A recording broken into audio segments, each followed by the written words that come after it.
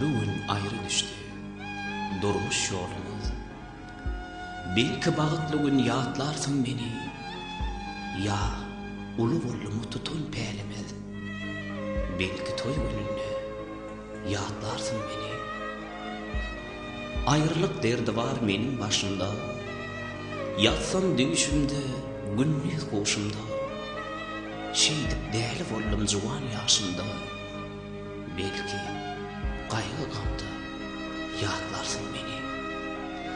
Elim bilen öz bahtını yatırdın. Ömürlük yollaşın bakı yitirdin. Düşünyen sana da hasret getirdin. Belki hasretli gün yağıtlarsın beni. Uzak oturmaksın kıyırdına kara. Her gün savcı gelir ursudun sonra. Ene vatan sana bererler azat.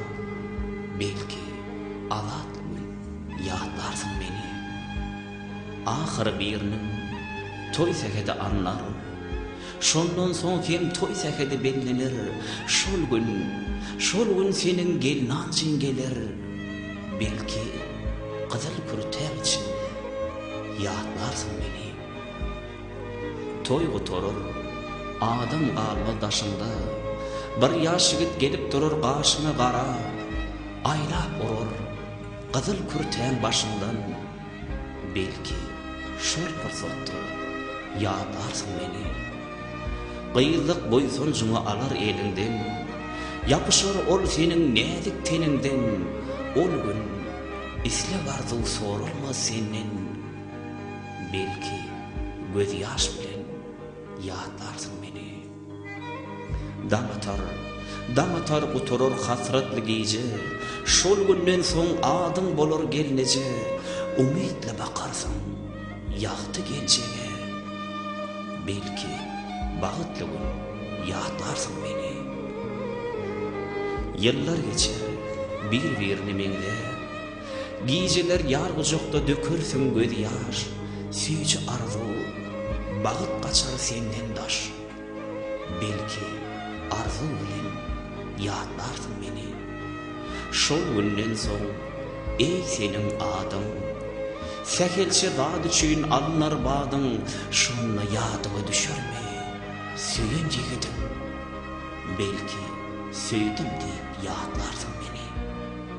Ay geçer, yıl geçer doğulur çağa.